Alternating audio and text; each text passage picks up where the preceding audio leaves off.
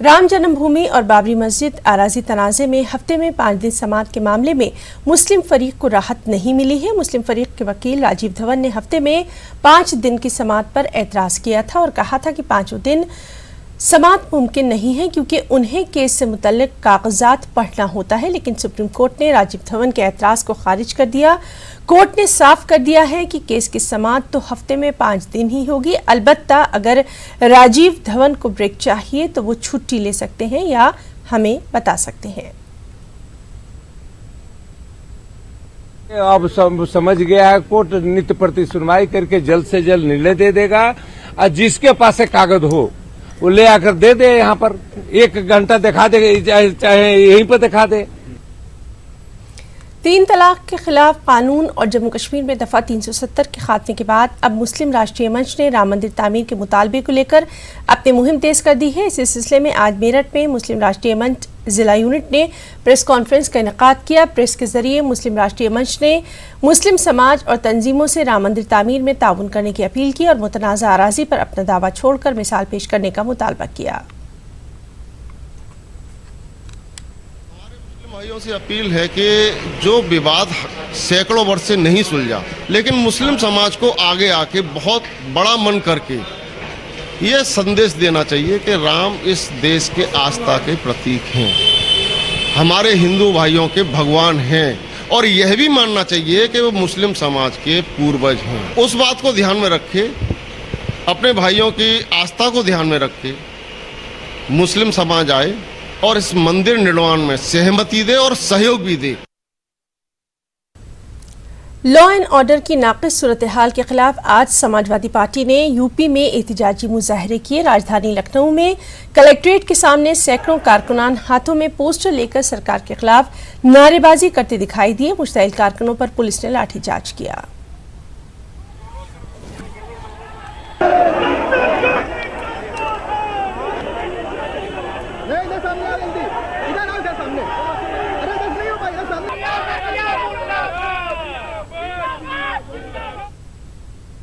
उधर अलीगढ़ में भी समाजवादी कारकुनान के जरिए दिए गए एहतजाजी धरने में उस वक्त हंगामा खड़ा हो गया जब जिला इंतजामिया ने समाजवादी पार्टी के एहतजाजी मुजाहरे में खलल पैदा करने की कोशिश की और धरने के लिए लगाया गया टेंट उखाड़कर फेंक दिया। वहीं योगी आदित्यनाथ का पुतला नजर आतिश करने पर कारकुनान और पुलिस के दरमियान खींचतान भी हुई। समाजवादी पार्टी के जिला सदर ने मज़कूरा अमल की मजम्मत करते हुए इसे गैर आईनी अमल करार दिया।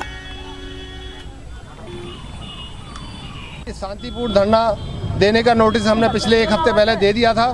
जिलाधिकारी जी की ओर से कोई हमें इसकी सूचना नहीं दी गई थी, लेकिन आज अचानक जिस तरह से तानाशाही पूर्ण उत्तर प्रदेश की सरकार है, वैसे ही अलीगढ़ के प्रशासन ने हमारे सारे तंबू डेरे यहाँ से उखाड़ करके फेंक दिए।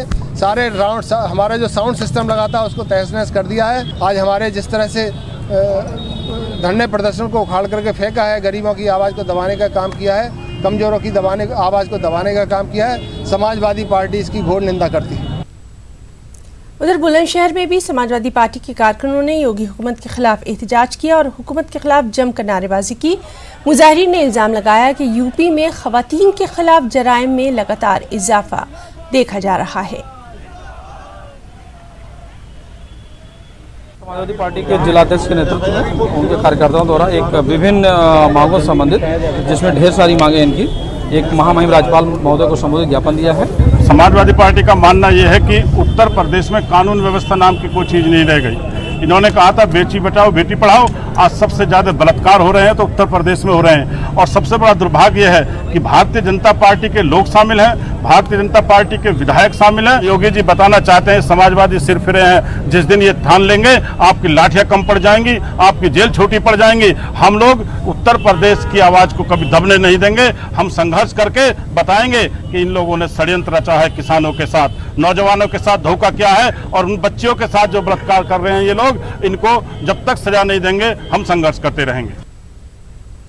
उत्तर प्रदेश में उर्दू अखबारात खराब तरीन दौर से गुजर रहे हैं। अखबारात की माशी बदहाली के लिए हुकूमत की मनफी पॉलिसीज को जिम्मेदार ठहराया जा रहा है, लेकिन अहम सवाल ये भी है कि क्या वाकई सारी जिम्मेदारी हुकूमत पर डाली जानी चाहिए या कहीं इस बदहाली के लिए सहाफ़ी और सहाफ़ती रवैये भी जिम्मेदार है। पेश है लखनऊ से तारिक कमर की ये रिपोर्ट।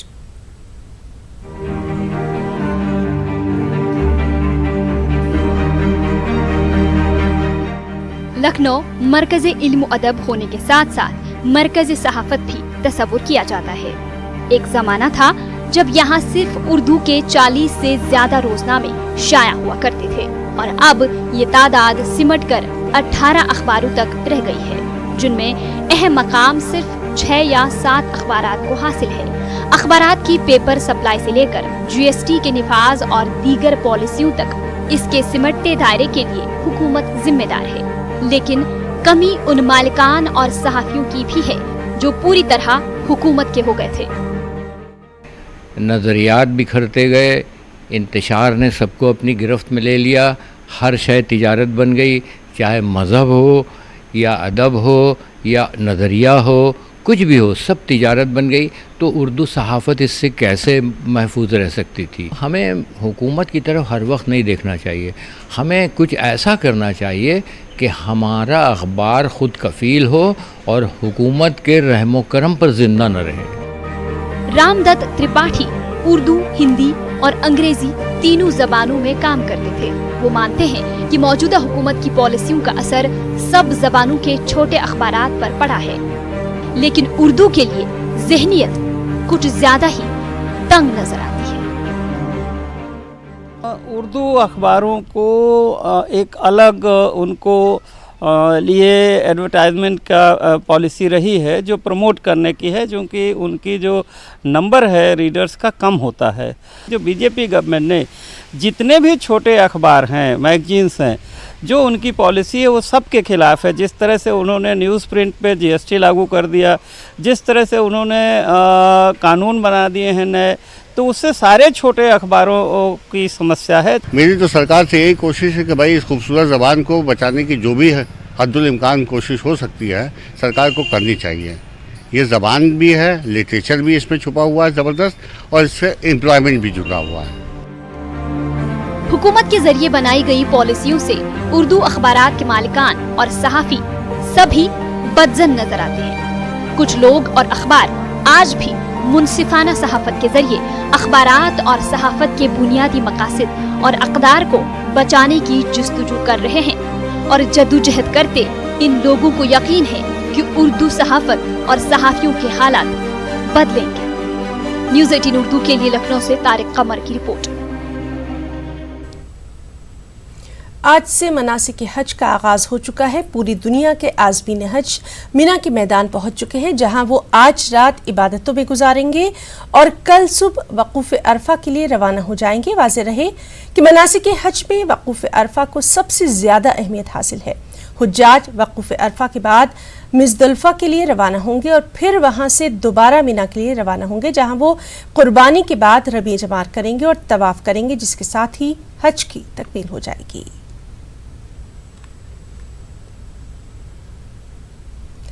66वें कौमी फिल्म अवार्ड 2018 का ऐलान किया गया। अंधाधुन को बेहतरीन हिंदी फिल्म का अवार्ड दिया गया। इस फिल्म के डायरेक्टर श्रीराम राघवन हैं। इसके अलावा फिल्म हामिद को बेहतरीन उर्दू फिल्म का अवार्ड मिला। बेहतरीन मौसीक़ार का अवार्ड संजय लीला भंसाली को दिया गया, जबकि बेहतरीन गुलकार का अवार्ड अरिजीत सिंह को मिला। Been a pleasure and honor to be working with them.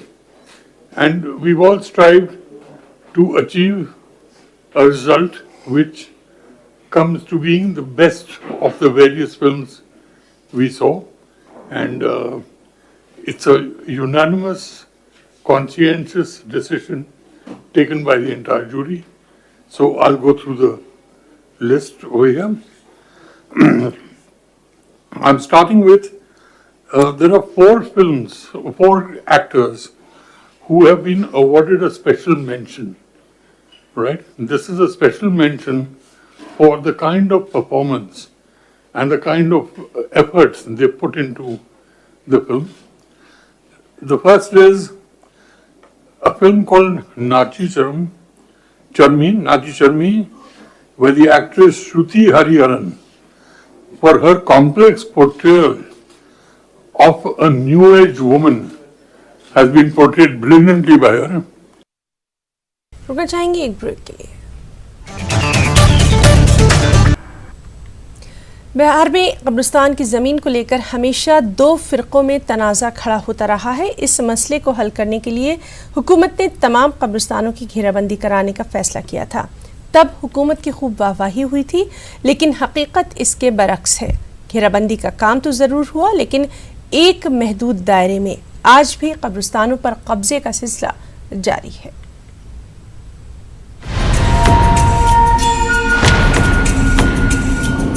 हाल ही में असेंबली के इजलास में वजीर आला नीतीश कुमार ने दावा किया था कि रियासत के तमाम हसास कब्रिस्तानों की घेराबंदी का काम 2020 तक मुकम्मल कर लिया जाएगा।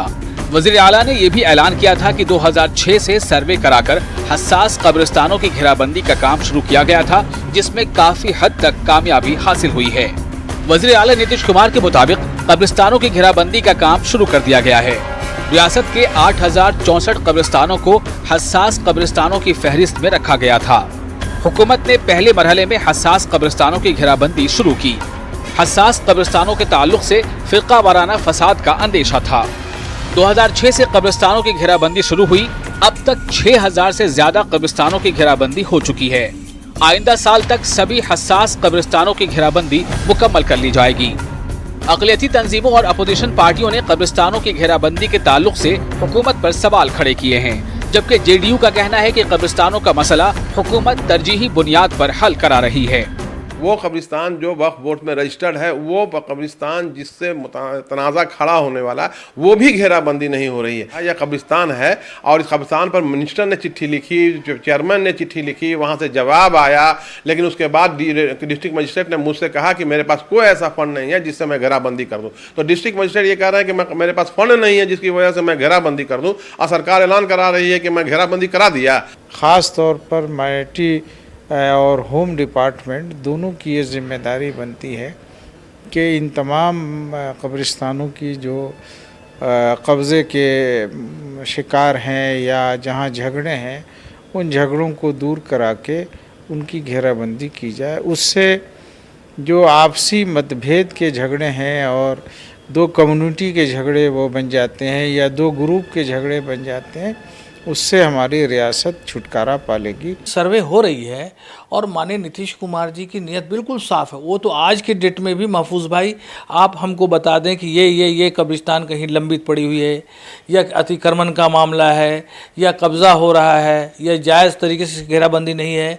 आज मुझे दे, मैं विश्वास, भरोसा, यकीन के साथ कहता हूं कि वहां बैठे आमिर सुबहानी साहब और माननीय नीतीश कुमार जी, मैंने देखा कि दोनों आदमी ने जिस तरह से कब्रिस्तान की घेराबंदी पे जिस तरह से काम किया है।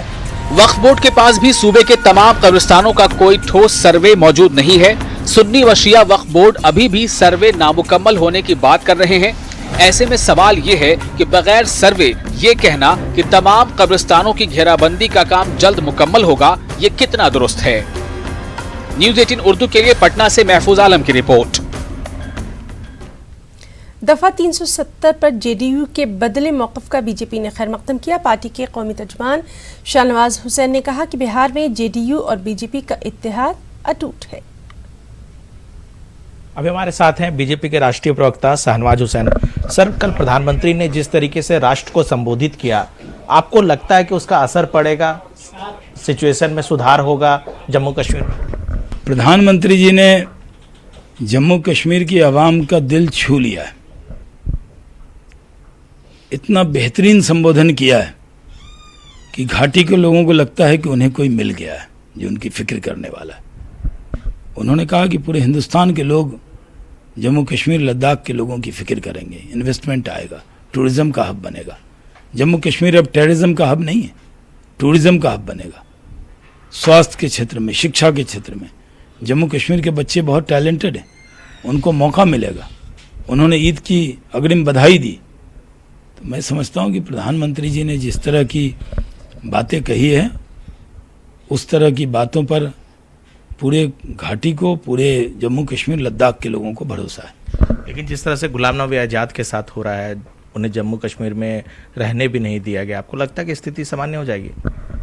देखिए, इस गुलाम नबी आज़ाद साहब तो सिर्फ उन्हें मालूम है कि वहाँ जाने से पहले ही उन्होंने इस तरह के बयान दे दिए, और वहाँ पर हम शांति स्थापित कर रहे हैं, वहाँ पर अमन स्थापित कर रहे हैं। हम वहाँ के लोगों को विश्वास में ले रहे हैं, उसमें विपक्ष के नेता के तौर पर सहयोग करना चाहिए उनको। लेकिन जिस तरह से आपने जम्मू कश्मीर के लिए किया है, राहुल गांधी तो डिस्टर्ब हो गए हैं इस बात से। नहीं, राहुल गांधी जी डिस्टर्ब क्यों हैं? राहुल गांधी जी को बताना चाहिए कि पूरा देश साथ है। आम आदमी पार्टी, बहुजन समाज पार्टी, यहाँ तक कि हमारी सहयोगी जदयू ने भी ये 370 खत्म किए जाने का समर्थन किया है। पूरा देश साथ है, फिर राहुल गांधी जी क्यों डिस्टर्ब है? पटना के हार्डिंग रोड से मणिपुर के 3 इंतहापसंद गिरफ्तार किए गए। पटना सेंट्रल जेल के डीआईजी ने जानकारी दी कि मणिपुर में कई मामलों में इन सभी की तलाश थी। कुछ दिनों से ये पटना में छुप कर रह रहे थे। मणिपुर पुलिस सभी को ट्रांजिट रिमांड पर ले जाने की तैयारियों में है।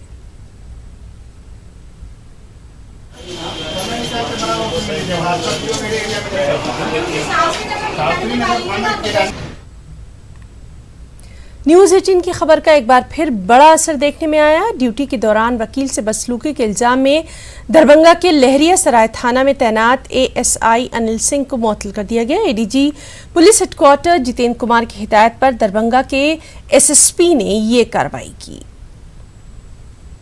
दरभंगा में आपके टीवी के माध्यम से ही जो है ये खबर देखी थी कि लहरिया सराय थाना में पुलिस पदाधिकारी किसी आम नागरिक के साथ दुर्व्यवहार कर रहे हैं। इस खबर पर संज्ञान लेकर के सीनियर एसपी दरभंगा से रिपोर्ट मांगी गई। उन्होंने जांच करवाई है और उसके बाद ये घटना सही पाई गई है कि एएसआई अनिल सिंह एक लहरिया सराय थाना में उनके थाना में बैठे व्यक्ति से मिलने के लिए जो आए थे व्यक्ति सामने, वो एक वकील भी हैं, उनके साथ दुर्व्यवहार किया गया। वैशाली के महुआ में बेरहमी से पिटाई का एक वीडियो सामने आया। यहाँ एक शख्स को एक खातून के साथ नाजेबा हालत में देखा गया। इसके बाद मुश्तइल हुजूम ने दोनों की बेरहमी से पिटाई कर दी। तस्वीर में दोनों की पिटाई का वीडियो देखा जा सकता है। पूरे मामले से महकमा पुलिस बेखबर है।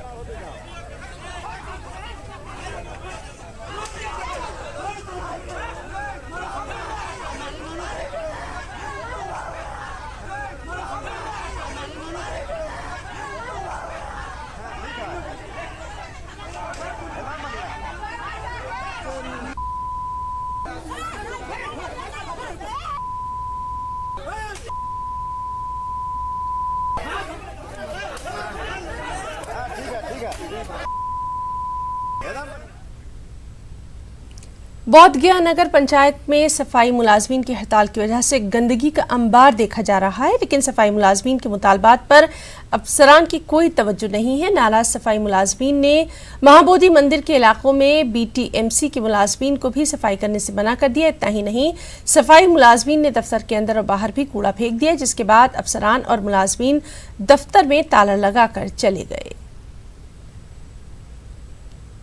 बुद्ध की ज्ञान स्थली बोध गया में सफाई कर्मियों का हड़ताल चल रहा है और इस हड़ताल का असर है कि महाबोधि मंदिर के आसपास के साथ ही जो शहर हैं उसमें गंदगी का अंबार लगा हुआ है। कई दिनों से सफाई नहीं हुई है। यही वजह है कि मंदिर और आसपास के इलाकों के साथ ही शहर में गंदगी है। इस समय हम लोग नगर पंचायत कार्यालय के पास है। नगर पंचायत कार्यालय के अधीन ही सफाई का पूरा काम होता है और इस कार्यालय की स्थिति को आप देख सकते हैं कि कार्यालय में ताला लगा हुआ है, कोई कर्मचारी नहीं है, कोई अधिकारी नहीं है और शहर का जो कचरा है आसपास का वो कार्यालय में फेंका हुआ है। यानी जो सफाई कर्मी हैं उनका गुस्सा इतना ज़्यादा है अधिकारियों के प्रति। कई दिन से हड़ताल चल रहा है, कोई अधिकारी बातचीत नहीं कर रहे हैं, तो सफाई कर्मियों ने जो गंदगी शहर की थी वो कार्यालय में डाल दिया है और कार्यालय में न तो सफाई कर्मी आ रहे हैं ना अधिकारी आ रहे हैं और जो शहर की जो दुर्गति है उस पर बोलने वाला कोई नहीं है, उसे देखने वाला कोई नहीं है। सहयोगी विपिन के साथ अरुण चौरसिया, न्यूज़ 18 बोधगया। बिहार में आज से जल जीवन और हरियाली मुहिम का आगाज हो चुका है। पटना के बापू ऑडिटोरियम में मुनक्कदा प्रोग्राम में वज़ीर-ए-आला नीतीश कुमार ने मुहिम का आगाज किया। इस मौके पर नीतीश कुमार ने हरियाली पर जोर दिया और कहा कि माहौलियात की हिफाजत ही हमारी जिम्मेदारी है।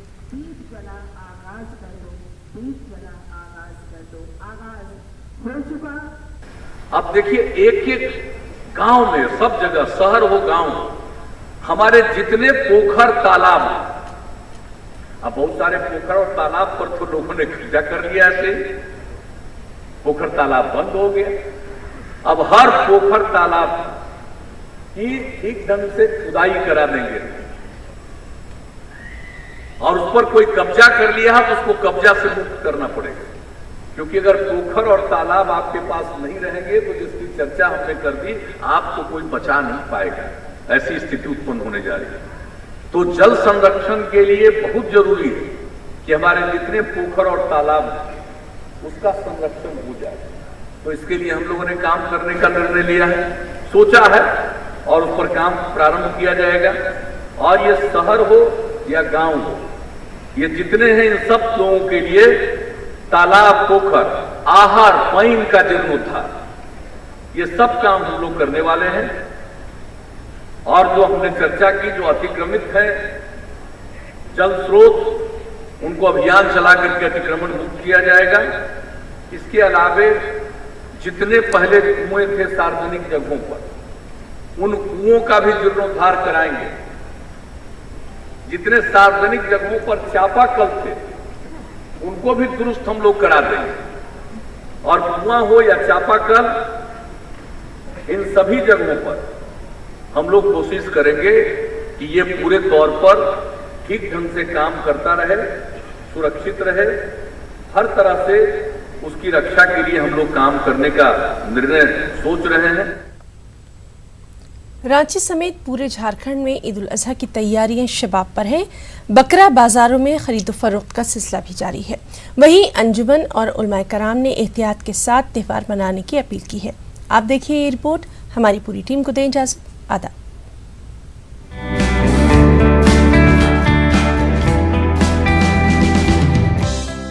दारुल हुकूमत रांची के मुख्तलिफ इलाकों में कुर्बानी के बकरों के बाजार सज गए हैं। इन बाजारों में दूर दराज से लोग बकरा फरोख्त करने पहुंच रहे हैं और लोग अपनी माली हैसियत और पसंद के बकरे की खरीदारी में मशगूल नजर आ रहे हैं। हाँ, इन बाजारों में महंगाई का असर जरूर देखा जा रहा है। ये तो वाजिब, ये तो करना ही है। जो साहिब निसाब है उनको तो करना ही, हर हालत में करना है।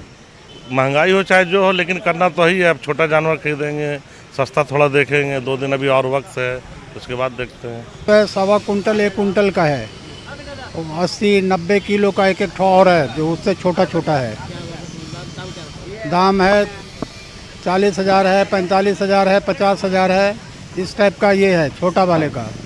बड़ा वाले का 70 है, 80 है, 60 है, इस तरह। शहर की अंजुमन इस्लामिया समेत उलमाए कराम ने लोगों से ममनुआ जानवरों की कुर्बानी से परहेज करने के साथ साफ सफाई का खास ख्याल रखने की भी अपील की है। अंजुमन इस्लामिया की तरफ से लोगों से हमने अपील किया है कि जो ममनुआ जानवर है उसको ना करें और साफ सफाई का खास ख्याल रखें। इसका अपील हम लोगों ने मसाजिदों में और अखबारों के ज़रिए अपील किया है कि सफाई पे ख़ास ख्याल रखें। कुर्बानी अल्लाह के लिए करनी चाहिए। कुर्बानी करने में कुर्बानी के जानवरों के खून को ज़मीन में दफन करना चाहिए। नालियों में बहाना सही और दुरुस्त इस्लाम के नज़दीक पसंदीदा नहीं है। उसके जब फजलात निकलते हैं उनको जमा करके कहीं ऐसी जगह डालना चाहिए जिससे किसी इंसान को तकलीफ़ न पहुँचे। ख़ास तौर से हमारे मुल्क में बरादरान वतन और दूसरे लोग भी रहते हैं, उनकी तकलीफ़ का बराबर ख्याल रखना यह हमारा दीनी, मिल्ली, अखलाकी फरीज़ा है। इस्लाम में कुर्बानी की बड़ी फजीलत बयान की गई है। इस मौके पर अपने बरादरान वतन का खास ख्याल रखना भी एक अहम जिम्मेदारी है। न्यूज़ 18 उर्दू के लिए रांची से नौशाद आलम की रिपोर्ट।